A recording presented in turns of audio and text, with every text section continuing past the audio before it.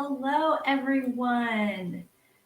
Today, I am going to tell you the first thing that you should do whenever your child is disrespectful to you. But first, go ahead and comment hi if you're listening live or replay if you're catching the replay.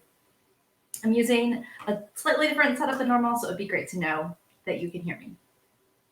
Okay, if we haven't met, my name is Melissa Corcoran. I am a post adoption support specialist and creator of the Real Life Behavior Plan system. And I am bringing you brain based solutions to challenging behaviors so that you can laugh more and yell less.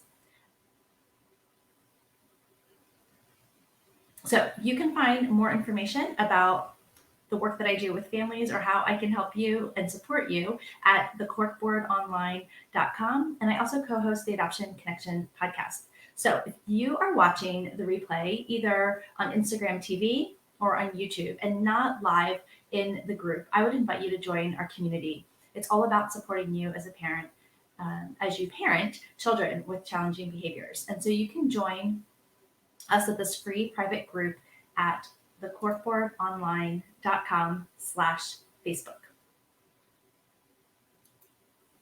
Okay, so when I ask parents what their biggest challenges are, I often hear them tell me about these fears and worries about their child's disrespectful behavior. I mean, come on, have you ever thought, if my child acts this way now, what will happen when they get older? As they get older, the stakes just get higher and higher, right? So the first thing I want you to do when you experience disrespect from your child is to reflect and regulate. Ask yourself why you experience the behavior as disrespectful.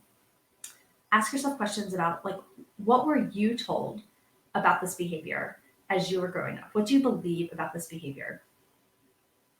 And the truth is unfortunately, there is not a universal definition of respect.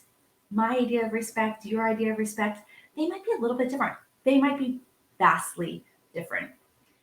Our experience of respect, our definition of respect, is relative to our own values, our own culture, our own experience.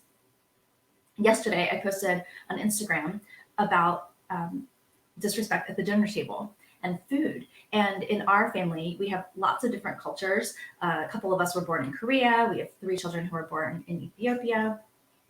A bunch of us grew up right here in the United States. And so often, we'll say this universal thing, like at the dinner table, it's rude to eat with your fingers. Or, we teach babies, the first thing we do as they get older is we introduce them to a fork, right? Well, 3 of our kids, until they were teenagers and came to live with us, grew up in Ethiopia eating with their hands, where it's 100% completely normal. In fact, if you go to an Ethiopian restaurant and ask for a fork, that would kind of be taboo, right? Another example is in Korea, in Asia, when you have like soup with noodles, you use chopsticks and you bring it up close to your face and you slurp those noodles up, right? Well, that's disrespectful in other cultures. And in ours, really, right? We teach our kids how to twirl or cut their noodles, not to slurp them. But in fact, that's perfectly acceptable in other cultures. There are other cultures where they don't have a word for please. It's just generally expected that when you ask, you're going to ask with respect. So they don't have that word please. And right, how many times have you spent talking to one of your kids about, what's the magic word? What's the magic word? So, one more example, because this is a really good one too. We used to have a young man who lived with us, and he had aged out of Baltimore City's foster care system. And he used to play the loudest rap music at like 3 a.m. We kept saying, dude, you've got to use speakers, you've got to turn it down, or not speakers, you've got to use headphones, you've got to turn it down. We couldn't believe that he kept playing music in the middle of the night when there were 10 other people, 11 other people trying to sleep in the house. It's so disrespectful, we would think. Like, how can he not know this? Well, as we sat down and talked to him about it, it turns out that where he grew up in the city, it was never quiet. He did not associate quietness with nighttime. No one had ever respected his nighttime to give him quiet so he could sleep. He came from a culture where it was acceptable to blare rap music as loud as you wanted at any time of the day or night.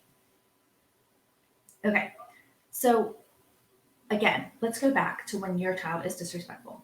You might be thinking your child's just being a disrespectful twit, right? Just being a jerk. But what your child's really trying to tell you is about a need that they have, a brain difference that might be going on, or maybe there's some kind of fear or anxiety of some sort.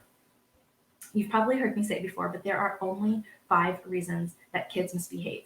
And one of them isn't to be a manipulative jerk and to drive you crazy. So, again, when your child is disrespectful, before you immediately react, to take a step back and reflect, regulate yourself. Ask yourself what story you're telling yourself about that behavior, and then ask yourself what might be different, because that will give you an entire new range of ways to respond that won't escalate the situation. So, like I said, there are only 5 reasons that kids misbehave. It's not just to be a jerk. So, if you'd like more information on how to reframe disrespect so that you have better tools for responding, and if you want to know what those 5 reasons are, go ahead and check out the Units tab here in the Facebook group. There's a brain based parenting masterclass. It's 100% free, it's 4 quick videos. Super, super helpful. So, and if you're watching on Instagram or YouTube, just go ahead and comment with invite please, and I'd love to send you a link to join the group for free, and so you can access that class. So, until next time, remember you are a good parent and you're doing good work, and I'll see you back here next time.